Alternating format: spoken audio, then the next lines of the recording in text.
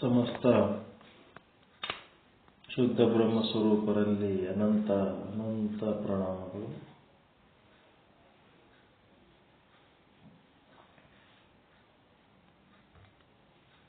ಶ್ರೀ ಜಗದ್ಗುರು ಪಂಚಾಚಾರ್ಯ ಪ್ರಸೀದಂತು ಶ್ರೀ ಚಂದ್ರಶೇಖರ ಗ್ರಂಥಮಾಲೆ ಕುಸುಮ 15 ಪೂರ್ವಾಚಾರ್ಯ ಧರ್ಮದರ್ಶನ ಭಾಗ 1 ಸ್ವಯಂ ಜ್ಯೋತಿ ವಿಶ್ವಗುರು ಶ್ರೀ ರೇಣುಕಾಚಾರ್ಯರು ಈ ಒಂದು ಜಗದಾಚಾರ್ಯರ ಕುರಿತು ಸಂಶೋಧನಾ ಗ್ರಂಥಕರ್ತರು ಸಾಹಿತ್ಯ ವಿಶಾರದ ಧರ್ಮ ಸಾಹಿತ್ಯ ಭೂಷಣ ಧರ್ಮ ಸಾಹಿತ್ಯ ಸುಧಾಕರ ವೇದಮೂರ್ತಿ ಎಂ ಚಂದ್ರಶೇಖರ ಆರಾಧ್ಯ ಬೆಂಗಳೂರು.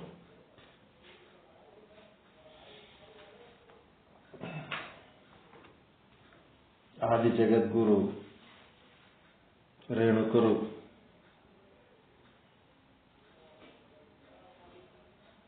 ತ್ರಿಲಿಂಗ ದೇಶದ ಕೊನಲುಪಾಕು ಕ್ಷೇತ್ರದ ಸೋಮನಾಥ ಲಿಂಗದಿಂದ ಉದ್ಭವರಾಗಿ ಸುಮಾರು 5 ಜನ ಮಹಾತ್ಮರು ಅಗಸ್ತ್ಯ, ವಿಭೂಷಣ, ಮಾತಂಗ, ಮಣಿಭದ್ರ ದಮಯಂತಿ ಮತ್ತು ಓಹಿಲ ದೇವ ಇವರನ್ನ ನಿಮಿತ್ತ ಮಾಡಿಕೊಂಡು ವಿಶ್ವದ ಸಮಸ್ತ ಜೀವಿಗಳಿಗೆ ವೀರಶೈವ ಸಿದ್ಧಾಂತ ಉಪಚಾರ ಮಾಡೋದು, ಇಷ್ಟಲಿಂಗ ದೀಕ್ಷೆ ಕೊಟ್ಟು ಅವರಿಗೆ ಗುರು ಕಾರುಣ್ಯ ಗುರು ಜ್ಞಾನ ಏನೆಲ್ಲ ಕೊಟ್ಟು ಕರುಣಿಸ್ತಾ ಇದ್ದಾರೆ. ಈಗ ಈ ಗ್ರಂಥ ಎಷ್ಟು ಪೇಜ್ ಅದಪ್ಪ ಅಂದರೆ 61 ಪೇಜ್ ಅದ. 61 36 ಪೇಜ್ ಮುಗಿಸ್ಬಿಟ್ಟಿರಿ. 37ನೇ ಪೇಜ್ನಾಗ ಇದ್ರಿ. ಇವತ್ತೇನು ಕಲ್ಯಾಣಪ್ಪ ಅವ್ರು ಊಟ ಮಾಡಂಗೆ ಕಾಣಲ್ಲ. ಊಟ ಮಾಡ್ತೀರೇನ್ರಿ ಕಲ್ಯಾಣಪ್ಪ ಅವ್ರಿಗೆ? ಮತ್ತ ಕಲ್ಯಾಣಪ್ಪ ಅವ್ರಿಗೆ ಕೇಳಕತ್ತದ ಇಲ್ಲ?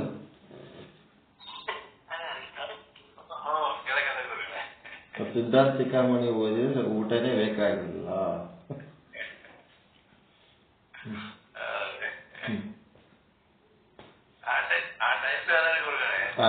ಆನಂದದಿಂದ ಹೊಟ್ಟೆ ತುಂಬಿತು.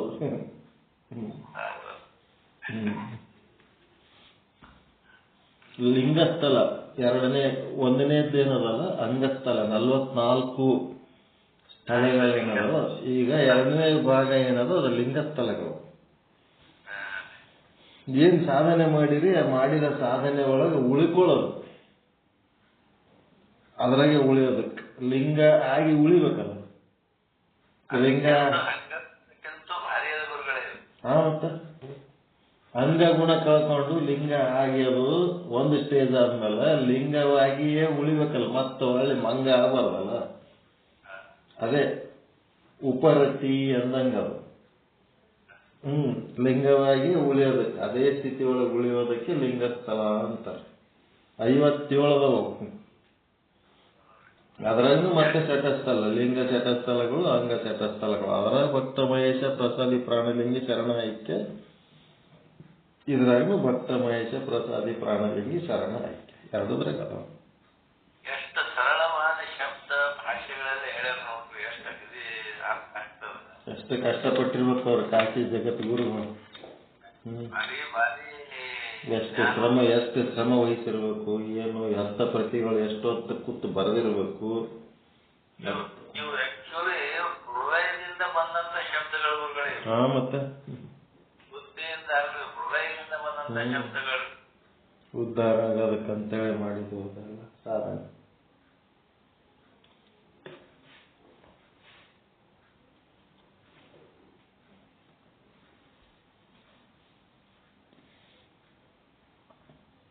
ಪ್ರಸಾದ ಹಾಗೂ ದಾಸೋಹಗಳ ಮಹಿಮೆ. 12ನೇ ಶತಮಾನದಾಗೆ ಬಸವಣ್ಣವ್ರ ಕಾಲಕ್ಕೆ ಕಾಯಕ ದಾಸೋಹ ಇತ್ತು ಅಂತ ಹೇಳ್ತಾರ. ಅದಕ್ಕಿಂತ ಮೊದಲೂ ಇತ್ತು. ದಾಸೋಹ ಪ್ರಸಾದ ಅದು ಎಲ್ಲ ಕಾಲದಲ್ಲಿ ಇದ್ದದ್ದೇ. ಅನಾದಿ ವೀರಶೈವಾನಾಂ ಪ್ರಸಾದಂ ಬ್ರಹ್ಮಕಾಂಚಿತಂ ಪವಿತ್ರ ಭಕ್ತಿ ನಿಲಯಂ ಪಂಚಾಣವ ಬಹಿಷ್ಕೃತಂ. ಏನಿಂಗಂದ್ರೆ ವೀರಾಗಮದೊಳಗೆ ಹೇಳ್ಯಾರ, ವೀರಾಗಮದ ಪ್ರಮಾಣದಂತೆ ಅನಾದಿ ವೀರಶೈವರ ಪ್ರಸಾದವು ಶುದ್ಧ ಸಿದ್ಧ ಪ್ರಸಿದ್ಧವಾದದ್ದು. ಅದು ವಜ್ರಾಘಾತದಂತ ಬಾಧೆಯನ್ನು ಕಳೆಯುವಂತ ಶಕ್ತಿ ಉಳ್ಳದ್ದು, 5 ಮಲಗಳನ್ನು ನಿವಾರಿಸಬಲ್ಲದು, ಭಕ್ತಿ ನಿಲಯವೂ ಹೌದು, ಮುಕ್ತಿ ವಿಧಾನವೂ ಹೌದು.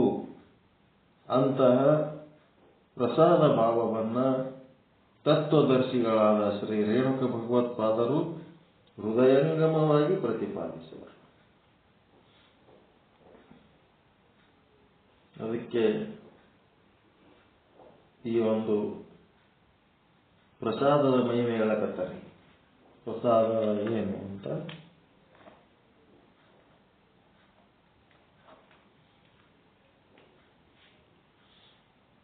ಗುರುಶೇಷ ಮಹಾಹಾರಂ ಮುಕ್ತಿ ಮೂಲಂ ಸನಾತನಂ ಪ್ರಾಶಿತುಂ ಪ್ರಮಥ ಶ್ರೇಷ್ಠ ಕಾಂಕ್ಷಾತಿ ಗುರು ಸನ್ನಿಧವು ಎಂಬಂತೆ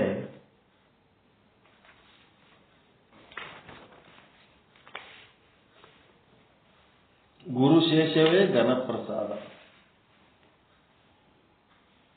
ಶೇಷವೆಂದರೆ ಒಕ್ಕು ಮಿಕ್ಕ ಪ್ರಸಾದ. ಗುರುಕರುಣೆಯ ಪ್ರಸನ್ನ ಪರಿಣಾಮವು ಮಿಕ್ಕ ಪ್ರಸಾದ ರೂಪ ಗುರುಶೇಷವೇ. ಸದ್ಗುರುವಿನ ಕೃಪಾ ವಿಶೇಷವು ಪ್ರಸಾದ ರೂಪದ ಗುರುಶೇಷವೇ.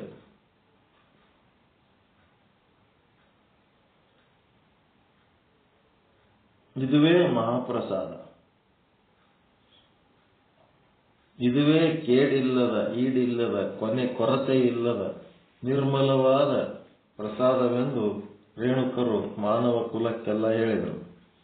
ಏನಪ್ಪ ಅಂದ್ರೆ ಒಕ್ಕ ಮಿಕ್ಕ ಪ್ರಸಾದ. ನಿಮ್ಮಲ್ಲಿ ಏನದ ಅದನ್ನ ಮೊದಲ ಗುರುವಿಗೆ ಸಮರ್ಪಿಸಬೇಕು.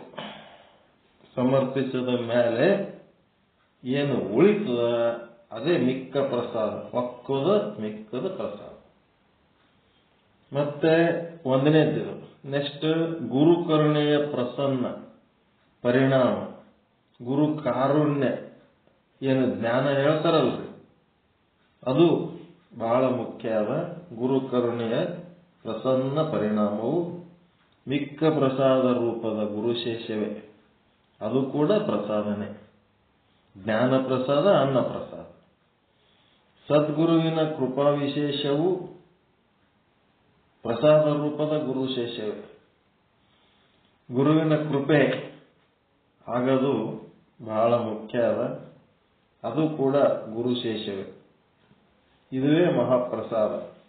ಅದು ಜ್ಞಾನವಾಗಿರಬಹುದು, ನೀವು ನಿಮ್ಮಲ್ಲಿರುವುದನ್ನ ನಿವೇದಿಸಿ ಪದಾರ್ಥಗಳನ್ನ ಪ್ರಸಾದ ರೂಪ ಮಾಡಿಕೊಂಡಿರಬಹುದು. ಮತ್ತೆ ಗುರುವಿನ ಕರುಣೆ ನಿಮ್ಮ ಮೇಲೆ ಕೃಪಾ ವಿಶೇಷ ಇತ್ತು ಅಂತಂದ್ರೆ ಎಲ್ಲನೂ ಅದು ಪ್ರಸಾದನೆ ಅಂತ ಹೇಳ್ತಾರೆ. ಇದುವೇ ಮಹಾಪ್ರಸಾದ. ಇದುವೇ ಕೇಡಿಲ್ಲದ, ಈಡಿಲ್ಲದ, ಕೊರತೆ ಇಲ್ಲದ ನಿರ್ಮಲವಾದ ಪ್ರಸಾದವೆಂದು ಶ್ರೀ ರೇಣುಕರು ಮಾನವ ಕುಲಕ್ಕೆಲ್ಲ ಬೋಧಿಸಿದರು.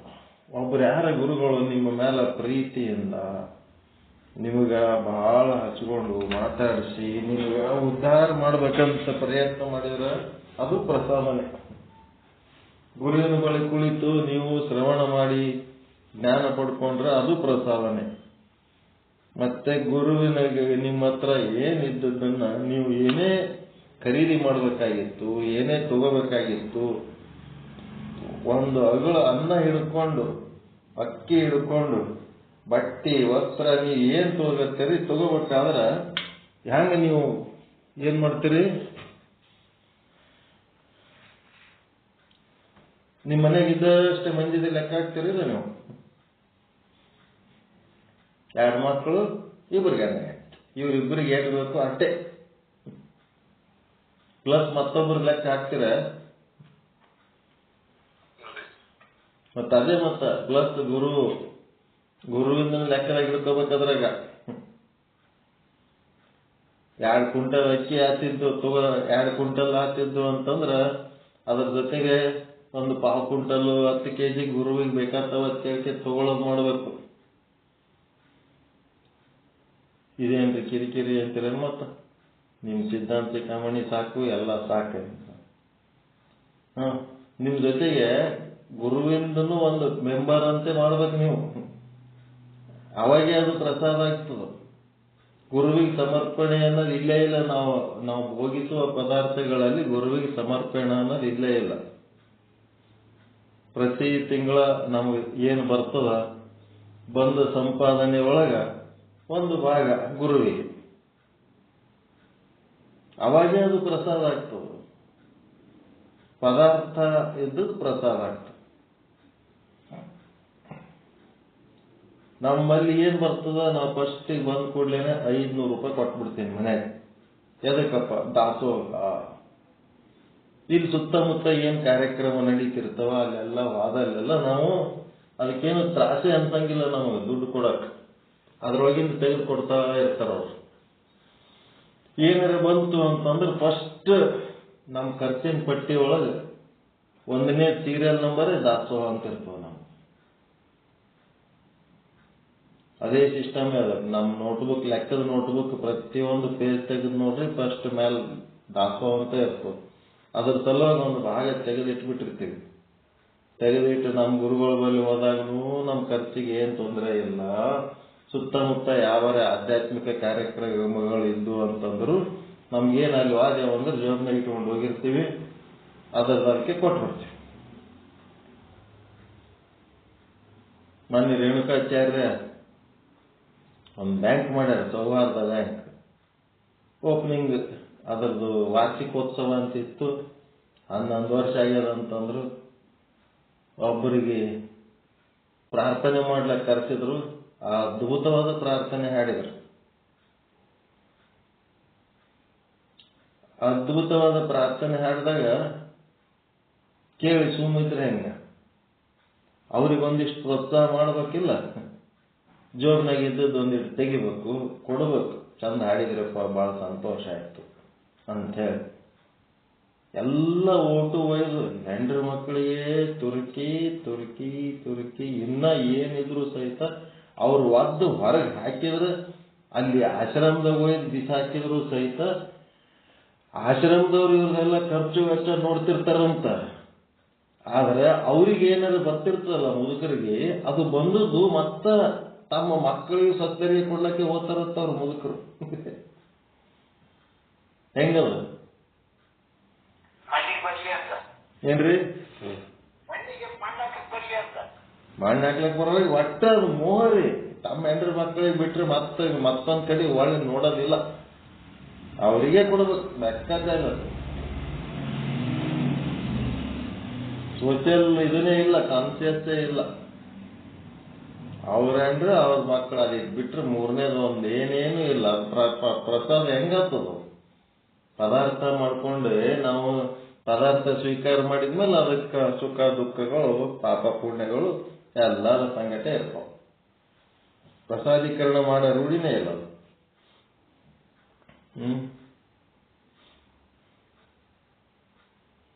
ಅದಕ್ಕೆ ಸ್ವಲ್ಪ ಹೃದಯ ವಿಶಾಲ ಮಾಡಿಕೊಂಡು ಪದಾರ್ಥ ಸ್ವರೂಪಕ್ಕೆ ನಾವು ಪ್ರಸಾದೀಕರಣ ಮಾಡ್ಕೋಬೇಕು ಅನ್ನೋಂಥದ್ದು ಮಾತಾಡಿದ್ರೆ ಆಗಂಗಿಲ್ಲ. ಮಾಡ್ಕೋಬೇಕದು. ಮಾತಾಡೋದೇನು ಭಾಳ ಮಾತಾಡ್ತೀರಿ ಅದ್ರ ಬಗ್ಗೆ, ಕೆಲಸ ಮಾಡಂಗಿಲ್ಲ. ಅದೇ ಒಂದು ವೇಸ್ಟ್ ಕೆಲಸ. ಏನು ಮಾತಾಡೋದೇ ಒಂದು ಸಾಧನೆ ಆಗಬಾರ್ದು. ಮಾಡಿದ್ರ ಬಗ್ಗೆ ಮಾತಾಡಬೇಕು, ಸಾಧನೆ ಮಾಡಿದ್ರ ಬಗ್ಗೆ ಮಾತಾಡಬೇಕು. ನಾವು ಏನು ಸಾಧನೆ ಮಾಡಿವಪ್ಪ ಅಂತ ಅದ್ರ ಬಗ್ಗೆ ಮಾತಾಡಬೇಕು. ಪುಸ್ತಕ ತಗೊಂಡು ಮುಂದೆ ಇಟ್ಕೊಂಡು ಓದಿ ಮಾತಾಡಿದ್ದೇ ಒಂದು ಸಾಧನೆ ಅಲ್ಲ. ನೀವು ಮಾಡಿದ ಸಾಧನೆಯ ಬಗ್ಗೆ ಮಾತಾಡಬೇಕು.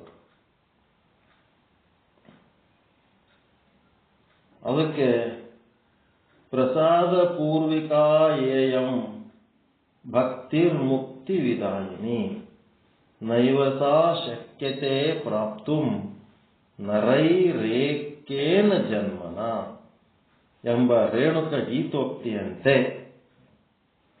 ರೇಣುಕ ಗೀತಗಳು ಮತ್ತಿದೇನಲ್ಲ ಏನು ಪ್ರಸಾದ ಪೂರ್ವಿಕಾ ಏಯಂ ಆ ಶ್ಲೋಕ ಇದ್ರಾಗದ ಏನು ನೋಡೋ.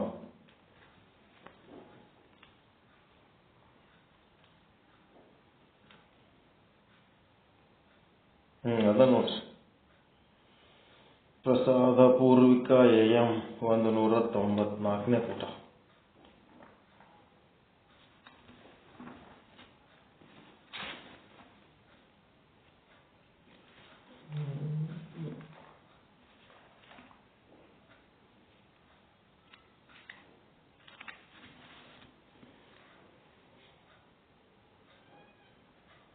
ಪ್ರಸಾದ ಪೂರ್ವಿಕ ಏಯಂ ಅಂದ್ರೆ ಭಕ್ತಸ್ಥಲ ಭಕ್ತ ಮಾರ್ಗ ಕ್ರಿಯಾಸ್ಥಲದೊಳಗ 12ನೇ ಶ್ಲೋಕ. ಪ್ರಸಾದ ಪೂರ್ವಿಕ ಏಯಂ ಭಕ್ತಿರ್ಮುಕ್ತಿ ವಿದಾಯಿನಿ. ಮುಂದೆ ಸಿದ್ಧಾಂತ ಚಿಕ್ಕಮಣಿ ಓದಕ್ಕೆ ಬರ್ತದ ಅಂತಾನೆ ಭಕ್ತ ಮಾರ್ಗ ಕ್ರಿಯಾಸ್ಥಲದೊಳಗೆ ಬರ್ತದೆ. ಇಲ್ಲೇನು ಹೇಳ್ತಾರ, ಈ ಒಂದು ರೇಣುಕ ಗೀತೋಕ್ತಿಯಂತೆ ಗುರು ಕಾರುಣ್ಯ ಪ್ರಸಾದ ಸಾಧಾರಣವಾದುದಲ್ಲ. ಗುರುವಿನ ಕರುಣೆಯ ಪ್ರಸಾದ ಸಾಧಾರಣ ಅಲ್ಲ. ಅದು ಭಕ್ತಿಗೂ ಮೂಲ ಮುಕ್ತಿಗೂ ಮೂಲ. 5 ಬ್ರಹ್ಮಜ್ಞಾನ ಬ್ಯಾಡ ಅಂದ್ರೆ ಬಿಡ್ರಿ, ನಿಮ್ ಜೀವನ ಭಕ್ತಿ ಭೋಗ ಜೀವನ ಅಲ್ಲ, ಅದಕ್ಕೂ ಗುರುವಿನ ಕರುಣೆನೇ ಬೇಕಲ್ಲ. ಅದಕ್ಕೆ ಎರಡಕ್ಕೂ ಗುರುವಿನ ಕರುಣೆನೇ ಮೂಲ ಅದ. ಭಕ್ತಿ ಮುಕ್ತಿ ಎರಡಕ್ಕೂ ಮೂಲವಾದ ಪ್ರಸನ್ನ ಪ್ರಸಾದ. ಪ್ರಸನ್ನ ಅಂದ್ರೆ ಪರಮಾನಂದ ಪ್ರದಾಯಕ ಪ್ರಸಾದ. ಗುರು ಪ್ರಸಾದವನ್ನು ಪಡೆದವನು ಪರಶಿವನೇ ಆಗುವನು.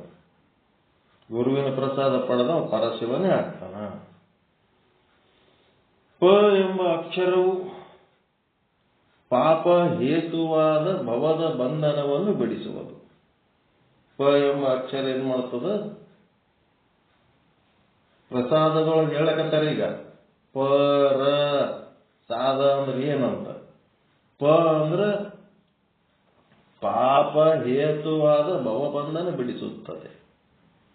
ರೇ ಅಕ್ಷರವು ಲಿಂಗ ಭೋಗವನ್ನು ಸದಾ ನೀಡುತ್ತದೆ. ಲಿಂಗಭೋಗ, ಅಂಗಭೋಗ, ಲಿಂಗಭೋಗ. ಬಯಸದೆ ತಂದು ತಾನೇ ಬರೋದು ಲಿಂಗಭೋಗ. ಆಸೆ ಪಟ್ಟು ಪಡ್ಕೊಳ್ಳೋದು ಅಂಗಭೋಗ. ಆ ಲಿಂಗಭೋಗ ಸದಾ ನೀಡ್ತಾ ಇರ್ತದೆ. ಭವಬಂಧನ ಜನ್ಮ ಪುನರ್ಜನ್ಮಗಳಲ್ಲಿ ಹುಟ್ಟಿ ಬರ್ತೀವಲ್ಲ ಅದು ಬಿಡಿಸ್ತದ. ಅದು ಪ್ರಸಾದ. ಸದಾ ಅಂತಂದ್ರೆ ಸಾದ ಅಂತಂದ್ರೆ 2 ಅಕ್ಷರಗಳು. ಅಕ್ಷರಮಾಲೆ ಸಾದ ಅಂದ್ರೆ ಯಾವಾಗ್ಲೂ ಈಗ ಆಗ ಅಲ್ಲ. ಒಂದು ಸಲ ಪ್ರಸಾದದ ಹಂಗ ಹಿಂಗಲ್ಲ. ಪ್ರಸಾದ ಸಾದ ಅನ್ನೋದು ಸಾದ ಮಾಡ್ಯಾರ. ಸದಾ ನೀಡ್ತಿರ್ತದೆ.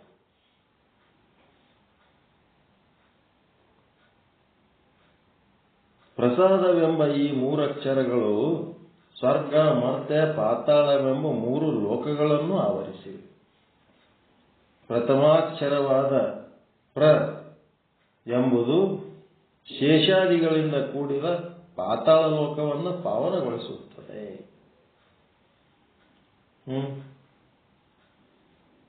ಏನ್ ಮಾಡ್ತದ? ಪಾತಾಳ ಲೋಕವನ್ನು ಸಹಿತ ಪಾವನಗೊಳಿಸ್ತದಂತ.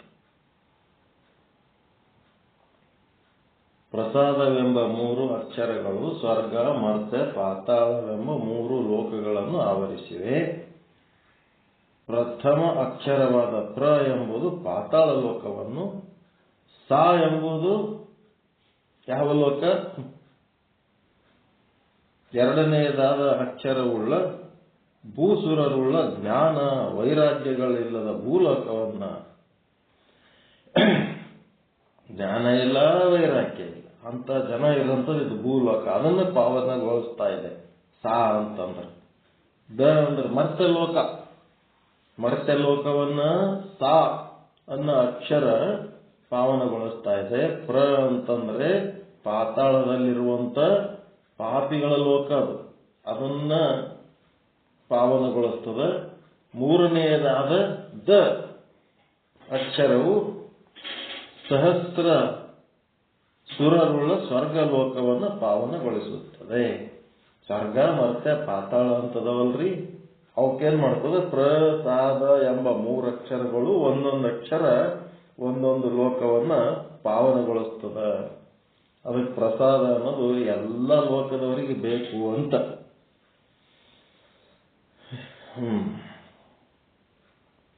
ಸಾದ ಅಂತಂದ್ರೆ 3 ದ ದ ದ ದ ದ ಬ್ರಹ್ಮ ಉಪದೇಶ ಮಾಡ್ತಾನಂತ ಹೇಳಿದ್ರಲ್ಲ, 3 ಇದ್ರಂತ, ರಾಕ್ಷಸರು, ದೇವತೆಗಳು, ಮನುಷ್ಯರು. ಮೂವರಿಗೆ ದ ದ ದ ಅಂತ ಹೇಳಿದ ಪ್ರವಚನ. ಮೂವರು ಒಬ್ಬರಿಗೆ ಕುಂದಿರಿಸಿ ಹೇಳಿ ಇನ್ನೊಬ್ಬರಿಗೆ ಸಿಟ್ಟು ಬರ್ತದೆ, ಏನ್ ಮಾಡ್ಬೇಕ? ಅದಕ್ಕೆ ರಾಕ್ಷಸರನ್ನು ಉದ್ದೇಶಿಸಿ ದ ಅಂದನಂತ, ಮನುಷ್ಯರನ್ನು ಉದ್ದೇಶಿಸಿ ದ ಅಂದನಂತ, ನರರನ್ನು, ಸುರರನ್ನ ದೇವತೆಗಳನ್ನು ಉದ್ದೇಶಿಸಿ ದ ಅಂದ್ರಂತೆ, ದ ದ ದ ಅಂತೇಳಿ. ಒಂದು ದದ ಅರ್ಥ ರಾಕ್ಷಸರಿಗೆ ದಮೆ ಅಂದ್ರೇನು? ಫಿಸಿಕಲ್ ಕಂಟ್ರೋಲ್ ಇರ್ಲಾರ್ದವರಿಗೆ ರಾಕ್ಷಸರು ಅಂತಾರೆ, ದೇಹದ ಇಂದ್ರಿಯ ಕಂಟ್ರೋಲ್ ಇರ್ಲಾರ್ದವರಿಗೆ ರಾಕ್ಷಸರು ಅಂತಾರೆ. ಅದಕ್ಕೆ ನಿಮಗ ದ ಅಂದ್ರೆ ಏನಪ್ಪ ಅಂದ್ರೆ ದಮ ಅಂತ ಹೇಳಿ, ದಮ. ಮತ್ತ ಮನುಷ್ಯರಿಗೆ ದ ದ ದ ಅಂತೇಳಿ ಏನಪ್ಪ ಅಂದ್ರ, ಒಬ್ಬರಿಗೆ ಇರ್ತದ ಒಬ್ಬರಿಗೆ ಇರಂಗಿಲ್ಲ, ಎಲ್ಲರೂ ಹಂಚ್ಕೊಂಡು ತಿನ್ರಿ, ದಾಸೋಹ ದಾನ ದಾಸೋಹ ಮಾಡಿ ಹಂಚ್ಕೊಂಡು ತಿಂದ್ರೆ ಚಂದ ಇರ್ತದ ನೋಡಪ್ಪ ಭೂಲೋಕ. ಅದು ಬಿಟ್ಟು ಯಾರಿಗೆ ಸಿಕ್ಕದ ಅವರೇ ಹೊಡ್ಕೊಂಡು ತಿಂದ್ರ ಅಂದ್ರೆ ಉಳಿದ ಮಂದಿ ಉಪವಾಸ ಬೀಳ್ತಾರ. ಅದಕ್ಕೆ ನೀವು ದಾಸೋಹ ದಾನಗಳಿಂದ ನೀವು ಸುರಕ್ಷಿತವಾಗಿರ್ರಿ. ಮತ್ತು ದೇವತೆಗಳಿಗೆ ದ ಅಂತ ಹೇಳಿನಲ್ಲ, ಏನು ದ ಅಂತಂದ್ರೆ, ದೇವತೆಗಳ ದ ಅಂತಂದ್ರೆ ಏನಪ್ಪ ಅಂದ್ರೆ ದಯೆ ಉಳ್ಳವರಾಗ್ರಿ. ಲೋಕದ ಜೀವಿಗಳು ಅಷ್ಟು ನಿಮ್ಮಷ್ಟು ಪರ್ಫೆಕ್ಟ್ ಅಲ್ಲ. ಅವರು ಒಮ್ಮ ಚಲೋ ಇರ್ತಾರ, ಒಮ್ಮ ಚಲೋ ಇರಂಗಿಲ್ಲ, ಹಿಂಗೂ ಮಾಡ್ತಾರ ಹಂಗೂ ಮಾಡ್ತಾರ. ಅವರಿಂದ ತಪ್ಪುಗಳಾಗ ಚಾನ್ಸ್ ಬಹಳ ಇರ್ತದ. ಯಾಕಂದ್ರ ಅವರು ಸಂಸಾರವನ್ನ ತಲೆ ಮೇಲೆ ಹೊತ್ಕೊಂಡಿರ್ತಾರ. ಅವರಿಗೆ ಆ ಭಾರದ ಇದರಲ್ಲಿ ದೇವರು ನೆನೆಸ್ಲಿಕ್ಕೆ ಆಗಂಗಿಲ್ಲ, ಕಷ್ಟ ಜೀವಿಗಳಿರ್ತಾರ. ಅವ್ರ ಬಗ್ಗೆ ಒಂದು ಸ್ವಲ್ಪ ದಯ ಉಳ್ಳವರಾರಿ ಅಂತ ಹೇಳಿ. ಹಿಂಗೆ ಅದ್ರ 3 ಲೋಕದವರಿಗೆ ಏನ್ ಮಾಡ್ತದ? ಉದ್ಧಾರ ಮಾಡೋ ಶಕ್ತಿ ಈ ಪ್ರಸಾದದೊಳಗ ಆದ. ಪೂರ್ವದ ಕೃತಯುಗದಲ್ಲಿ ಮೇರು ಪರ್ವತದಲ್ಲಿಪ್ಪ ಪುಣ್ಯವತಿ ಎಂಬ ಪಟ್ಟಣವಿದ್ದಿತ್ತು. ಊರ ಹೆಸರ ಪುಣ್ಯವತಿ ಅಂತ. ಆ ಪಟ್ಟಣದಲ್ಲಿ ವೀರ ಋತವುಳ್ಳ ವೀರ ಮಹೇಶ್ವರರಿದ್ದರು. ಅಲ್ಲಿ ವೀರಮಹೇಶ್ವರರು ಶಿವಭಕ್ತರೆಲ್ಲ ಇದ್ರು. ಅಲ್ಲದೆ ಭೂರುದ್ರ ಸಂಘಗಳು, ಭೂರುದ್ರ ಭಕ್ತ ಸಂಘಗಳು ಇದ್ದವು. ಅಲ್ಲಿ ಜಿತೇಂದ್ರಿಯರು, ಮೋಕ್ಷಾಂಗನ ವಲ್ಲಭರು, ಭೂಸುರ ವಂದಿತರು, ಸರ್ವ ಸಮನ್ವಯ ಶಿವಾದ್ವೈತ ಸಿದ್ಧಾಂತ ಪ್ರವೀಣರು, ಶಕ್ತಿಶೀಲ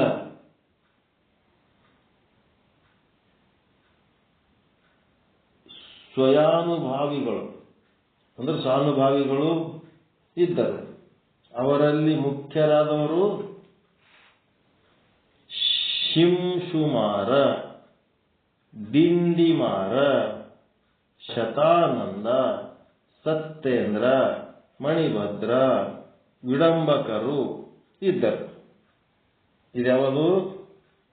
ಪುಣ್ಯವತಿ ಅನ್ನೋ ಕ್ಷೇತ್ರ ಮೇರು ಪರ್ವತದಲ್ಲಿ ಇವರೆಲ್ಲ ಇದ್ರು. ಜಗದ್ಗುರು ರೇಣುಕರು ಇವರಿಗೆಲ್ಲ ಪ್ರಸಾದ ತತ್ವದ ಉಪದೇಶ ಮಾಡಿದರು.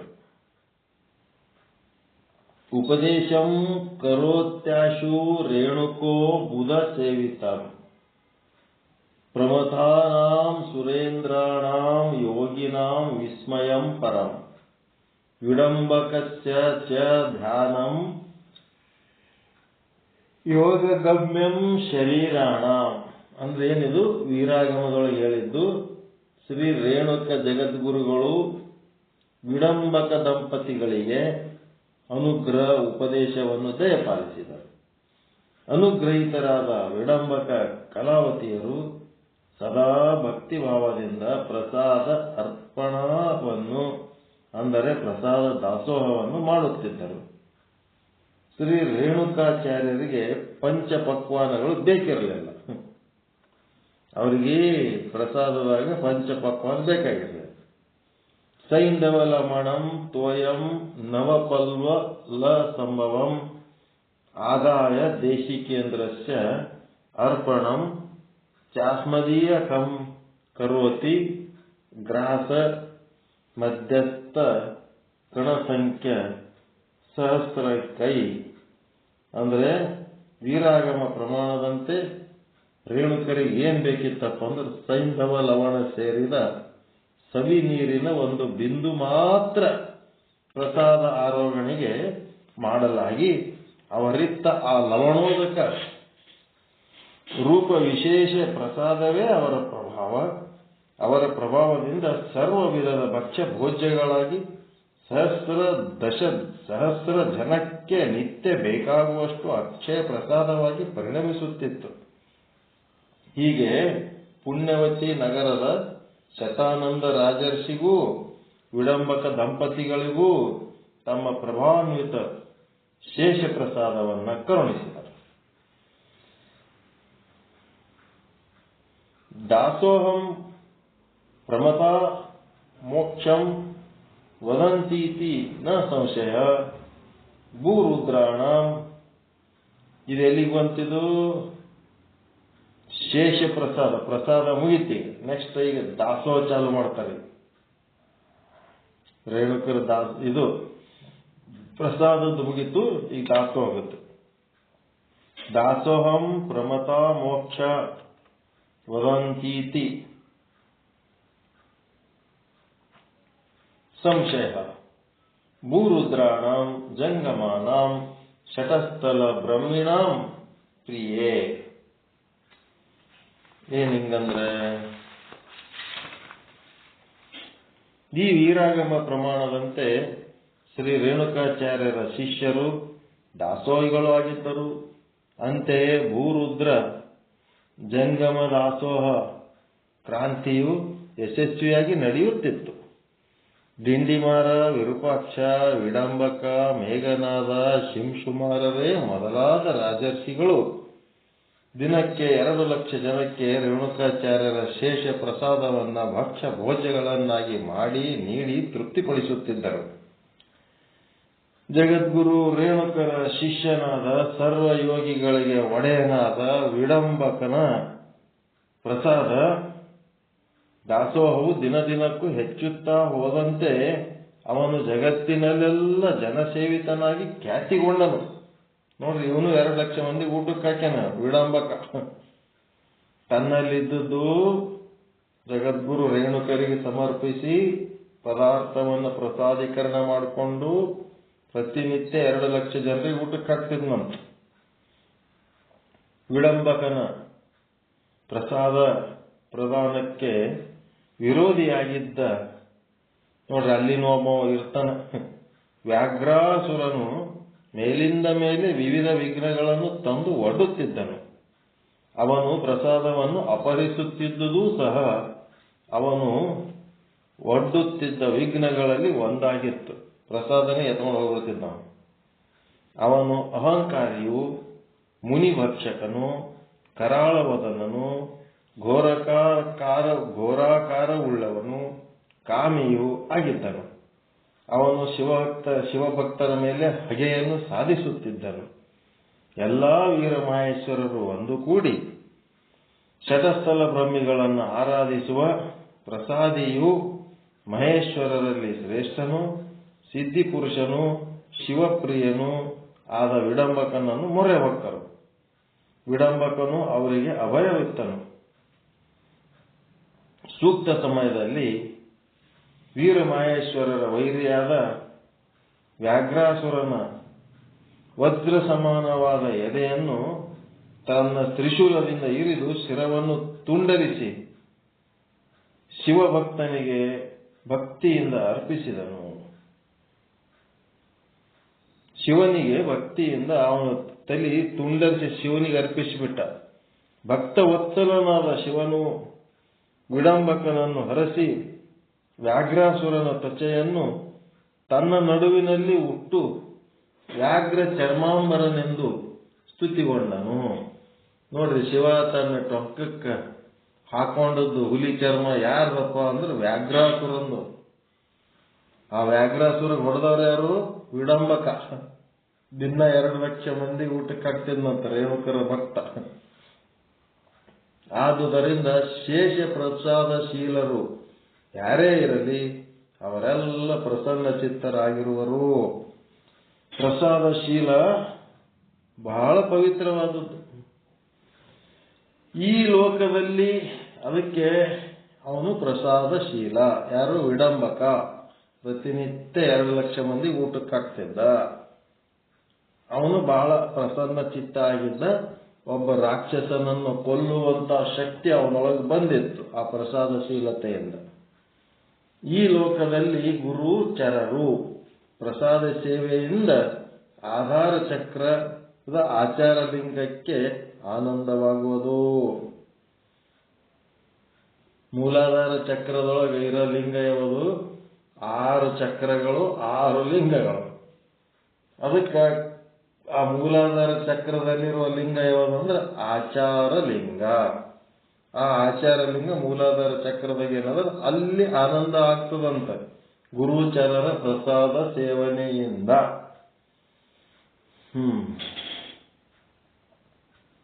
ಗುರುಚರರ ಪ್ರಸಾದ ಸೇವನೆಯಿಂದ ಆಧಾರ ಚಕ್ರ.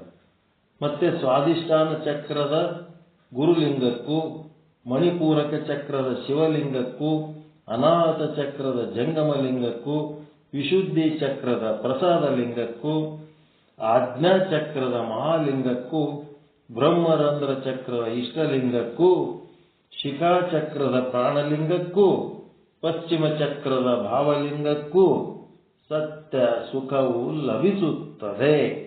ಇದರಿಂದ ಗುರುಗಳ ಮತ್ತು ಜಂಗಮರ ಪ್ರಸಾದ ಸೇವನೆಯಿಂದ. ತಿಳಿಲಕತ್ತವರ?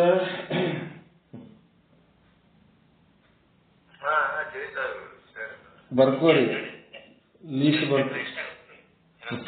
ಎಂತ ಚಕ್ರಗಳವ ನೋಡ್ರಿ. ಆಧಾರ ಚಕ್ರ ಅಂತ ಬರ್ಕೋರಿ. ಅದ್ರ ಮುಂದ ಆಚಾರ ಲಿಂಗ ಅಂತ ಬರ್ಕೊಳ್ರಿ. ಆಧಾರ ಚಕ್ರ ಬರೆದು ಡ್ಯಾಶ್ ಬರೆದು ಆಚಾರ ಲಿಂಗ 1. ನೆಕ್ಸ್ಟ್ ಸ್ವಾಧಿಷ್ಠಾನ ಚಕ್ರ ಗುರುಲಿಂಗ.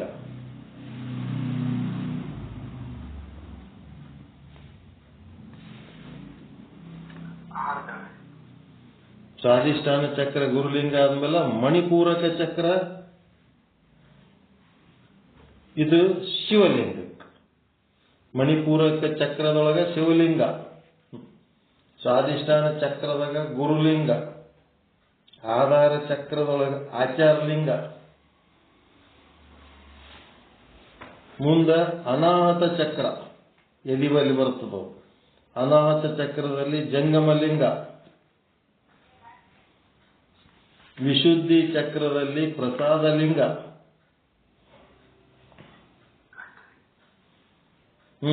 ಗಂಟಲಿಂಗ, ಆಜ್ಞಾ ಚಕ್ರ ಹಣಿ ಅಲ್ಲಿ ಮಹಾಲಿಂಗ,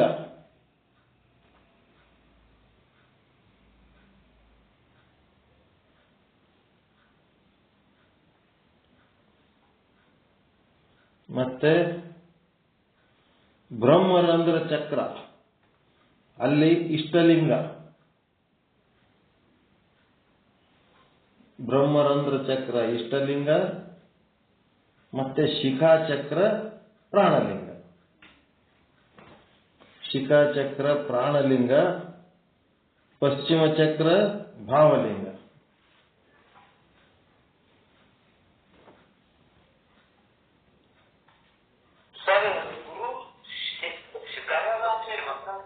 ಏನ್ರಿ?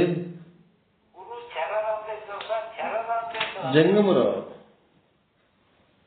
ತತ್ವಜ್ಞಾನಿಗಳು, ಅಡ್ಡಾಡಿ ತತ್ವ ಪ್ರಚಾರ ಮಾಡೋರು, ಸಾಮಾಜಿಕ ಕಳಕಳಿ ಉಳ್ಳಂತ ತತ್ವಜ್ಞಾನಿಗಳು. ಗುರು ಅಂತಂದ್ರೆ ಚರರಿಗೆ ಗುರುವಿಗೆ ಏನ್ ವ್ಯತ್ಯಾಸ ಅಂದ್ರೆ, ಚರ ಅಂತಂದ್ರೆ ಚಲಿಸುವವರು. ಗುರು ಮಠದಾಗಿರ್ತಾನ, ಒಂದ್ ಕಡೆ ಗಟ್ಟಿಯಾಗಿ ತನ್ನ ಜಾಗದಾಗ ಕೂತಿರ್ತಾನ. ಎಲ್ಲರಿಗೂ ಗುರುವಿನ ಬಳಿ ಹೋಗ್ಲಕ್ ಆಗಂಗಿಲ್ಲ. ಪ್ರತಿನಿತ್ಯದ ವ್ಯವಹಾರಗಳು ಕೆಲವೊಬ್ರು ಬೆಳಗ್ಗೆಯಿಂದ ಸಂಜೆ ತನಕ ಅಂಗಡಿಯಾಗೆ ಇರ್ಬೇಕಾಗ್ತದ. ಅವ್ರು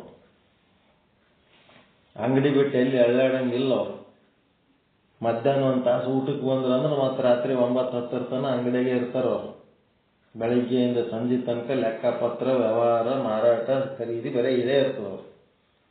ಅದಕ್ಕೇನ್ ಮಾಡ್ತಾರ, ಚರರ ಅಂತ ಇದ್ರಿ. ಅದಕ್ಕಪ್ಪ ಅಂದ್ರೆ ಯಾವಾಗ ಜನರಿಗೆ ಗುರುವಿನ ಬಳಿ ಹೋಗ್ಲಿಕ್ಕೆ ಆಗಂಗಿಲ್ಲ, ಆವಾಗ ಗುರುವೇ ಚರನಾಗಿ ಆ ಶಿಷ್ಯರ ಮನೆಗೆ ಹೋಗ್ತಾನೆ. ಅದೇ ಚರ.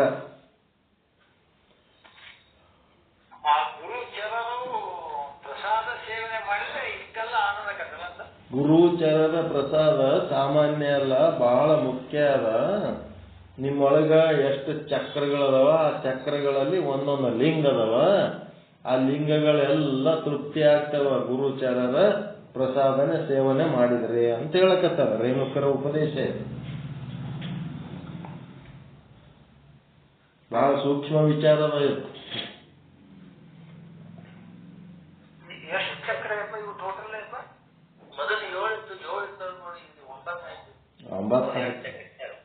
ಒಂಬತ್ತಯ್ಯೋ 10. ಒಂದನೇದು ಆಧಾರ ಚಕ್ರ, ಎರಡನೇದು ಸ್ವಾಧಿಷ್ಠಾನ ಚಕ್ರ, ಮೂರನೇದು ಮಣಿಪೂರಕ ಚಕ್ರ, ನಾಲ್ಕನೇದು ಅನಾಹತ ಚಕ್ರ, ಐದನೇದು ವಿಶುದ್ಧಿ ಚಕ್ರ, ಆರನೇದು ಆಜ್ಞಾ ಚಕ್ರ, ಏಳನೇದು ಬ್ರಹ್ಮರಂಧ್ರ ಚಕ್ರ, ಎಂಟನೇದು ಶಿಖಾ ಚಕ್ರ, 9ನೇದು ಪಶ್ಚಿಮ ಚಕ್ರ.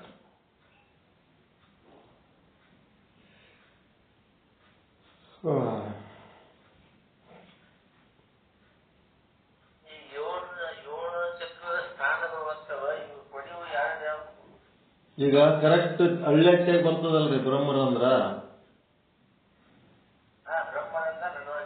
ಕರೆಕ್ಟ್ ಹಳ್ಳೆಟ್ಟಿಗೆ ಬರ್ತದಲ್ಲ, ಅದು ಬ್ರಹ್ಮರಂಧ್ರ ಚಕ್ರ. ಅಲ್ಲಿ ಇಷ್ಟಲಿಂಗ,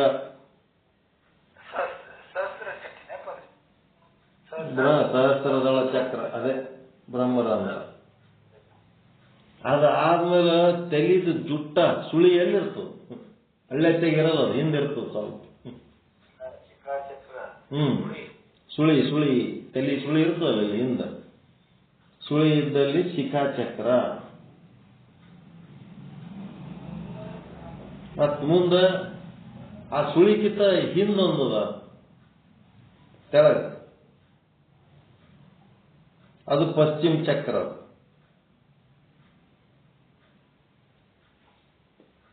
ಕುತ್ತಿಗೆಗದ ಅದು.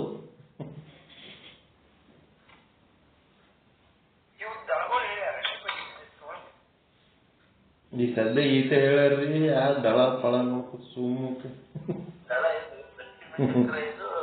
ಅದು ಸಹಸ್ರ ದಳ ಹೇಳಿದ್ರೆ ಮುಂದಿನ ಏನ್ ದಳ ಹೇಳ ನನಗರ ಏನ್ ಗೊತ್ತು. ಇವು ಮೂರು ಹೀಗೆ ಕೇಳಕತ್ತೀನಿ ನಾನು.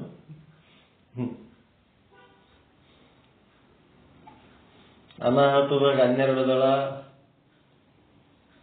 ಯಾವುದು ಮೂಲಾಧಾರದಾಗ 4 ದಳ, ಸ್ವಾಧಿಷ್ಠಾನದಾಗ 6,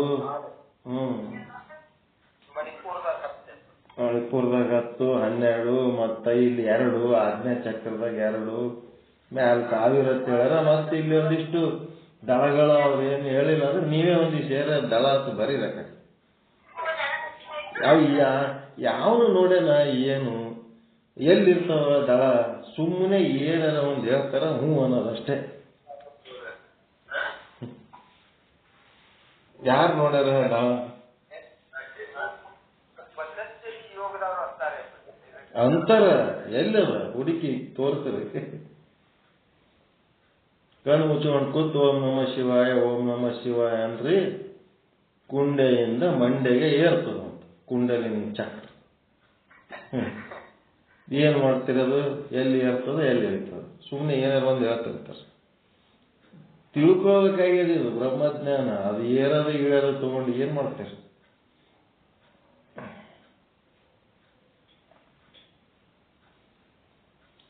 ಅದಕ್ಕೆ ಯಾವುದು ಇವೆಲ್ಲ ಏನದು ಯೋಗ ಪದ್ಧತಿ ಒಳಗಿಂದ ಇದು. ಅಂದ್ರೆ ಏನೇನದೋ ಅವೆಲ್ಲ ವಸ್ತುಕ್ಕೆ ಸಂತೋಷ ಆಗ್ತದ ಅಂತ ಹೇಳ್ತಾರೆ.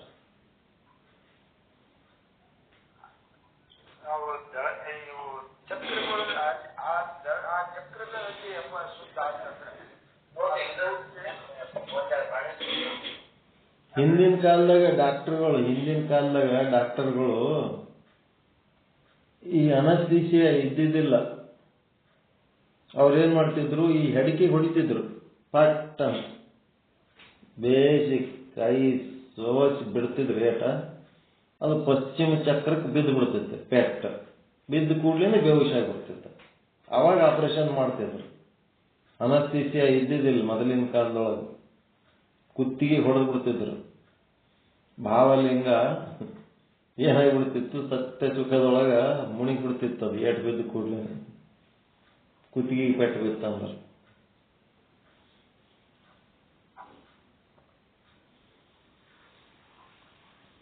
ಶ್ರೀ ರೇಣುಕಾಚಾರ್ಯರನ್ನು ಖೇಚರರು, ಖೇಚರ ಅಂತಂದ್ರೆ ಆಕಾಶದ ತಿರುಗಾಡರು, ಆಕಾಶದಲ್ಲಿ ಆರಾಧಿಸುತ್ತಿದ್ದರೆ ಭೂಚರರು, ಭೂಸುರರು, ಭೂರುದ್ರರು, ದದೀಚಿ, ಅತ್ರಿ, ಉಪಮನ್ಯು, ದುರ್ವಾಸ, ತೃಣಬಿಂದ್ವಗ್ನಿ, ಶಿವಶರ್ಮ ಮೊದಲಾದ ವೀರ ಮಹೇಶ್ವರ ಆಚಾರಿಗಳು ಪಾದೋದಕ ಪ್ರಸಾದ ಸ್ಥಳ ಸಂಪನ್ನರು ಆದ ಇವರು ಜಗದ್ಗುರು ರೇಣುಕರನ್ನು ಅನುದಿನವೂ ಪೂಜಿಸುತ್ತಿದ್ದಾರೆ. ನಿತ್ಯ ಪೂಜೆ ಮಾಡ್ತಿದ್ದಾರೆ ಇವರು. ಇನ್ನು ಪಾತಾಳದಲ್ಲಿ ನಿಷ್ಕಾಮಿಯಾದ ಧರ್ಮಗುಪ್ತ ನೃಪನು, ಶೇಷನು, ಕಾಳಿಂಗನು, ಮಣಿಭದ್ರನು ಮೊದಲಾದವರು ಸಹ ರೇಣುಕಾಚಾರ್ಯರಿಂದ ಅನುಗ್ರಹಿತರಾಗಿ ಪ್ರಾಣಲಿಂಗಾರ್ಚನ ಪ್ರಿಯರಾಗಿ ಪ್ರಸಾದಿ ಸ್ಥಳಿಗಳಾಗಿ ಪೂಜಿಸುತ್ತಿರುವರು. ಹೀಗೆ ಎಲ್ಲಾ ಲೋಕಗಳಲ್ಲಿ ಶ್ರೀ ರೇಣುಕ ಭಗವತ್ಪಾದರ ಪ್ರಸಾದಿಗಳು ತುಂಬಿರುವರು. ಅಲ್ಲದೆ ಜಗದ್ಗುರು ರೇಣುಕರು ಅನೇಕ ಯೋಗಿಗಳಲ್ಲಿ ಪ್ರಸಾದ ಯೋಗವು ಅತ್ಯಂತ ಶ್ರೇಷ್ಠವೆಂದು, ಪ್ರಸಾದ ಯೋಗನೇ ಅತ್ಯಂತ ಶ್ರೇಷ್ಠ. ಯೋಗಗಳು ಜಗತ್ತಿನಾಗ ಎಷ್ಟರೇ ಇರ್ಬೋದು, ಪ್ರಸಾದ ಯೋಗ ಬಹಳ ಶ್ರೇಷ್ಠ ಆದ. ಪ್ರಸಾದವು ದೀಪ್ತ, ಜ್ಞಾನಜ, ಭೋಗಜ ಎಂದು 3 ಬಗೆಯಾಗಿದೆ ಎಂದು ಹೇಳುವರು. ತಮ್ಮದೇ ಆದ ಅನುಭವದಿಂದ ನಿರೂಪಿಸಿದ್ದಾರೆ. ಇಷ್ಟಲಿಂಗಕ್ಕೆ ಕಾಯಾರ್ಪಣ ಮಾಡುವುದೇ ದೀಪ್ತ ಪ್ರಸಾದ, ಪ್ರಾಣಲಿಂಗಕ್ಕೆ ಕರಣಾರ್ಪಣ ಮಾಡುವುದೇ ಜ್ಞಾನ ಪ್ರಸಾದ, ಭಾವಲಿಂಗಕ್ಕೆ ಭಾವಾರ್ಪಣ ಮಾಡುವುದೇ ಭೋಗಜ ಪ್ರಸಾದ ಎಂದು ನಿರೂಪಿಸಿದರು. ಈ ರೀತಿಯಾಗಿ ಪ್ರಸಾದ ದಾಸೋಹಗಳ ಮಹಿಮೆಯನ್ನ ಹೇಳಿದ್ದಾರೆ. ಇಷ್ಟ ಪ್ರಾಣ ಭಾವಕ್ಕ ನಾವು ಪದಾರ್ಥಗಳನ್ನು ಸಮರ್ಪಿಸಿ ಅದನ್ನ ಪಡ್ಕೊಂಡ್ರೆ ಏನಾಗ್ತದ? ಪ್ರಸಾದ ಏನಾಗ್ತದಲ್ಲ, ಆ ಪ್ರಸಾದಕ್ಕೆ ಏನು ಇಷ್ಟಲಿಂಗಕ್ಕೆ ನೀವೇನೇನ್ ಮಾಡ್ತೀರಿ? ನೀರ, ಬೆಂಕಿ, ದೀಪ, ಪ್ರಸಾದ, ನೈವೇದ್ಯ ಎಲ್ಲ ಮಾಡ್ತಿರಲ್ಲ. ಭೌತಿಕವಾದ ವಸ್ತುಗಳನ್ನು ತಗೊಂಡು ಅದೆಲ್ಲ ಮಾಡಿ ಅದರಿಂದ ಏನು ಉಂಟಾಗ್ತದ ಅದನ್ನು ನೀವು ಪಡ್ಕೋತೀರಿಲ್ಲ ಪ್ರಸಾದ ರೂಪದಲ್ಲಿ. ಪದಾರ್ಥಗಳನ್ನು ಸಮರ್ಪಿಸಿ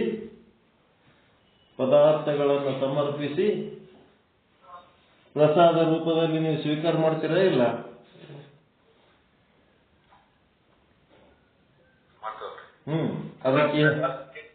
ಅದಕ್ಕೆ ದೀಪ್ತ ಪ್ರಸಾದ ಅಂತನಂತ. ದೀಪ್ತ ಪ್ರಸಾದ. ನೆಕ್ಸ್ಟ್ ಪ್ರಾಣಲಿಂಗಕ್ಕ ಕರಣಾರ್ಪಣ ಅಂತಂದ್ರೇನು? ಏನ್ ಮಾಡ್ತೀರಿ? ಕರ್ಣಾರ್ಪಣಗಳು, ಅಂತಃಕರಣಗಳದವ. ನಿಮ್ಗ ಯಾರ್ಯಾರ ಸಹವಾಸ ಸಿಕ್ಕದ, ಯಾರ್ಯಾರ ಜೊತೆಗೆ ನಿಮ್ಗೆ ಅಟ್ಯಾಚ್ಮೆಂಟ್ಗಳು ಬಂದಾವ, ಅವೆಲ್ಲವನ್ನ ಪ್ರಸಾದ ಮಾಡ್ಕೋಬೇಕಲ್ಲ. ಹೆಂಡ್ರ ಮಕ್ಕಳಿರ್ಬೋದು, ತಂದೆ ತಾಯಿ ಇರ್ಬೋದು, ಗುರುಗಳಿರ್ಬೋದು, ಶಿಷ್ಯರಿರ್ಬೋದು, ಬಂಧು ಮಿತ್ರರಿರ್ಬೋದು, ಊರು ಕೇರಿ ಏನೆಲ್ಲ ಇರ್ಬೋದು.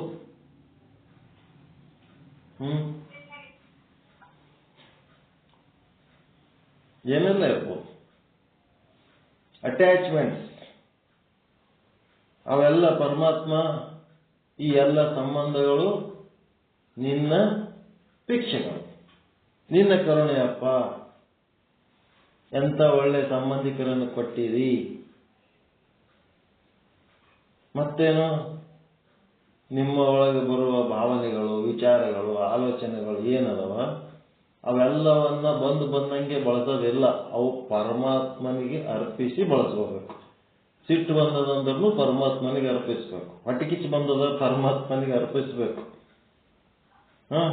ಅದು ಪರಮಾತ್ಮನಿಗೆ ಅರ್ಪಿಸಿದ ಮೇಲೆ ಏನಾಗ್ತದ? ಒಳ್ಳೆ ಕೆಲಸಕ್ಕೆ ಹೊಟ್ಟೆಕಿಚ್ಚು, ಒಳ್ಳೆ ಕೆಲಸಕ್ಕೆ ಸಿಟ್ಟು, ಒಳ್ಳೆ ಕೆಲಸಕ್ಕೆ ಸೊಕ್ಕು, ಒಳ್ಳೆ ಕೆಲಸಕ್ಕೆ ಸಂಶಯ.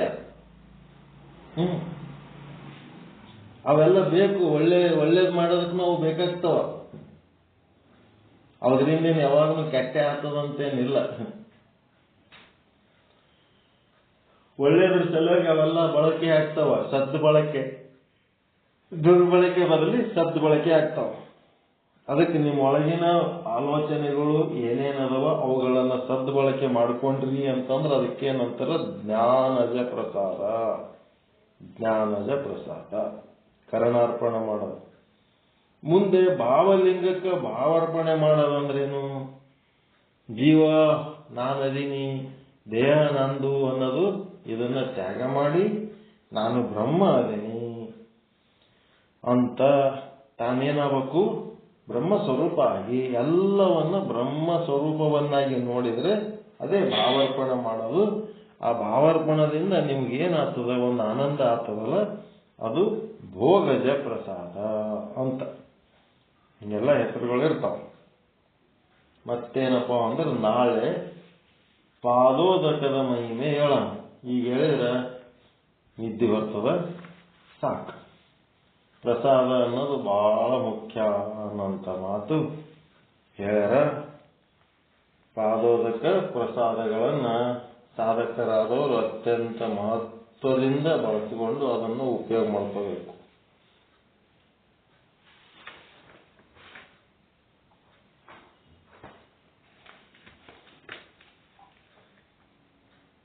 ಓಂ ಪೂರ್ಣಮದ ಪೂರ್ಣಮಿದಂ ಪೂರ್ಣಾತ್ ಪೂರ್ಣಮುದಚ್ಯತೆ ಪೂರ್ಣಸ್ಯ ಪೂರ್ಣಮಾದಾಯ ಪೂರ್ಣಮೇವಾವಶಿಷ್ಯತೆ. ಓಂ ಶಾಂತಿ ಶಾಂತಿ ಶಾಂತಿ. ಎಲ್ಲರಿಗೂ ಶರಣಾರ್ಥಿಗಳು. ಎಲ್ಲರಿಗೂ ಶರಣಾರ್ಥಿಗಳು. ಒಬ್ರು ಯಾರು ಇದು ನಿಮ್ಗೆಲ್ಲರ ಹತ್ರ ಬುಕ್ ಬಂದ್ಬಿಟ್ಟವಲ್ರಿ, ಇವು ಅವು ಅವತಾರ ಬಾಣಿ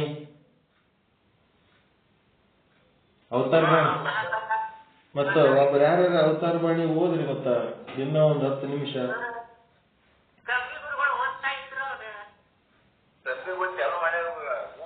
ಓದ್ರಿ. ಒಂದೊಂದೇ ಶಬ್ದಕ್ಕೆ ಬಹಳ ಚಂದ ಅರ್ಥಗಳು ಕೊಟ್ಟಾರ. ಅದರೊಳಗ ಸ್ವತಂತ್ರವಾಗಿರುವಂತ ಗ್ರಂಥ ಅದು. ಯಾವುದು ಹಿಂಗ ಸಂಸ್ಕಾರ, ಸಂಸ್ಕೃತಿ, ಧಾರ್ಮಿಕತೆ, ನೈತಿಕತೆ ಅಂತ ಏನಿಲ್ಲ. ಪ್ಯೂರ್ ಆಧ್ಯಾತ್ಮಿಕತೆ ಅದ.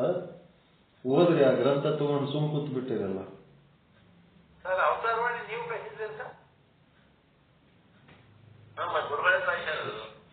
ನಿಮ್ಗೆ ಬಂದಿಲ್ಲ ಅಂದ್ರೆ ಅದು ನಿಮ್ಗೆ ಬಂದಿಲ್ಲ. ಇನ್ನ ನಿಮ್ಗೆ ಬಂದದ ಇಲ್ರಿ? ಬಂದಿಲ್ಲ. ನೀವು ಅಲ್ಲೆಲ್ಲ ಒಬ್ಬೊಬ್ರು ಒಂದೊಂದು ಕಡೆ ಅದೇರಿ. ಯಾರಿಗೆ ನನ್ನ ಕಡೆಯಿಂದ ಯಾರು ಕಮ್ಯುನಿಕೇಶನ್ದಾಗ ಬಂದು ಹೋಗ್ಯಾರ ಅವ್ರಿಗೆ ಸಮೀಪ ಇದ್ದವ್ರಿಗೆ ಕಳಿಸಿವಿ.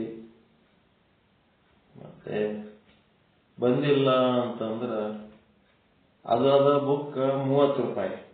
ಅದು ಕೆಟ್ಟ ವಾಜ್ಜಿ ಬುಕ್ ಅದ. ಅದಕ್ಕೆ ರಿಜಿಸ್ಟ್ರೇಷನ್ ಮಾಡಿದ್ರೆ 60-70 ರೂಪಾಯಿ ಆಗ್ತದೆ ಕಳಿಸ್ಬೇಕು. ಅದ್ರ ಸಲುವಾಗಿ ಎಲ್ಲಾರು ಪರ್ಸನಲಿ ಸಿಕ್ಕಾಗೆ ಕೊಡಮ್ಮ ಅಂತೇಳಿ ಇಟ್ಕೊಂಡು ಕೂತೀನಿ ಅಷ್ಟೇ.